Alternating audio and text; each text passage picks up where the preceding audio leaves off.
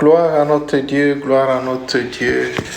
Nous louons notre Seigneur Jésus-Christ pour la journée d'aujourd'hui et j'espère que vous tous qui m'écoutez à ce moment, vous aviez participé à cette journée de prière et de jeûne. Vous avez prié, vous avez présenté à Dieu vos prières.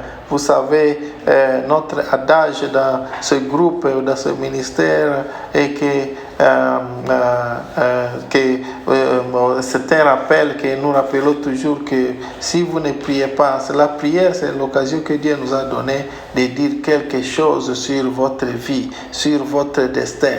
Parce que ne pas prier revient à abandonner votre vie à la décision de vos ennemis. Et je sais que vous êtes trop sage pour faire cela parce que ce qui vous arrivera, ça ne sera plus pour vous-même. C'est que quelqu'un d'autre est en train d'arranger votre vie. Mais vous devez arranger votre vie vous-même en venant devant Dieu par la prière, dans la prière.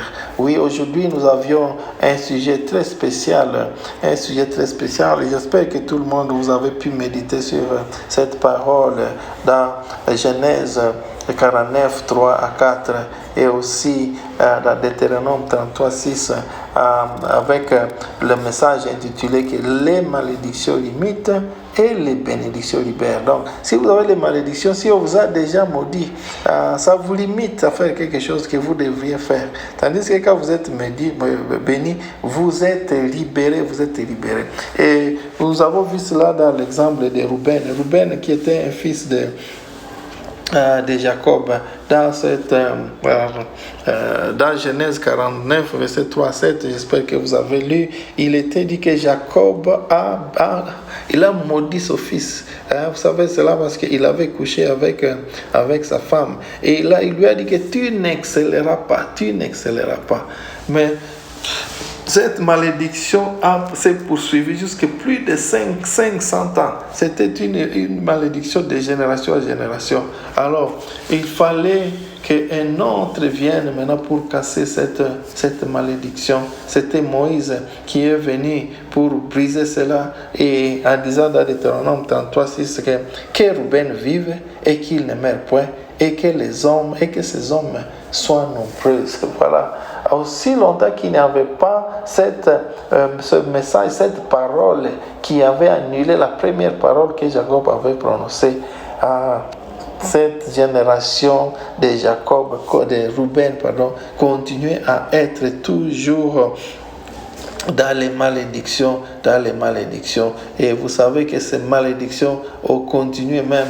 Ils ont continué. Alors aujourd'hui, nous avons à rappeler que vous devez vous mettre d'entre les mains de Dieu parce que c'est Dieu seul qui bénit. Et si quelqu'un vous a maudit, vous devez avoir quelqu'un d'autre au-dessus, quelqu'un d'autre supérieur qui peut vous maudire. Celui qui vous a maudit, vous devez avoir quelqu'un, l'autorité de quelqu'un d'autre pour annuler cette malédiction. Comme nous avons vu, celui qui devait annuler la malédiction de Ruben, c'était Moïse, qui était une autre personne. Donc, vous devez demander à l'autorité qui vous a maudit, soit de révoquer la malédiction. Alors, au cas où il n'est pas là, vous devez chercher un rang équivalent ou supérieur à l'autorité qui vous avait déjà maudit. Alors, vous pouvez avoir besoin d'effectuer une restitution. Si par exemple, c'est quelque chose qui vous est arrivé parce que vous aviez pris des cadeaux, vous avez pris des images. Je me rappelle, il y a cette histoire de ces Blancs qui sont partis visiter les pyramides d'Égypte. Ils ont pris des artefacts là-bas et ils ont ouvert les sarcophages du pharaon tout. Et là, on avait écrit que personne, quiconque va ouvrir, quiconque vient il vient perturber notre paix. Si vous venez perturber notre paix, vous serez maudit. Alors, Ces gens avaient été maudits et leurs familles, les enfants, eux-mêmes étaient décédés parce qu'ils avaient pris de quelque chose qui ne leur appartenait pas. Les paroles qu'ils avaient eues, ils avaient laissé qu'ils puissent être maudits. Mais il fallait qu'ils restituent ce que vous aviez volé. Donc, quelquefois, la restitution est pour que la malédiction qui était sur vous puisse être libérée. Ou alors, vous pouvez avoir de vous présenter devant l'autorité, une autorité qui brisera ces malédictions avec un sacrifice. Vous vous présentez avec un sacrifice chez quelqu'un qui va vous bénir. Et vous préparez spirituellement aussi dans la prière. Vous vous préparez parce que regardez votre vie, la façon dont vous êtes en train de vivre, la façon dont vous êtes en train de vivre. Est-ce que votre vie ne reflète pas que quelque part peut-être on vous a maudit, il y a une parole qui a été prononcée contre vous. Vous devez avoir une autorité qui est au-dessus de vous pour essayer de vous délivrer. Alors aujourd'hui, c'était une journée, une occasion pour vous de venir auprès de Dieu, pour plaider votre cause, pour dire oui Seigneur, ma vie n'est pas correcte, ma vie a beaucoup de problèmes.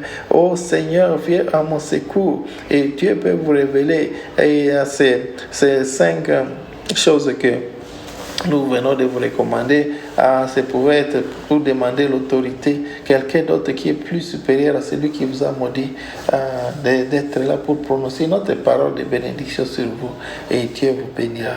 Merci Seigneur Jésus, parce que tu nous as donné cette occasion de prier aujourd'hui. Nous vous remercions Seigneur parce que vous êtes un Dieu qui répond aux prières.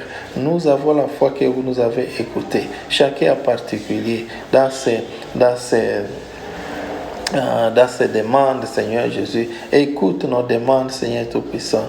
Dans le nom de Jésus, au nom puissant de Jésus, nous avons prié. Amen. Amen. Merci, Seigneur.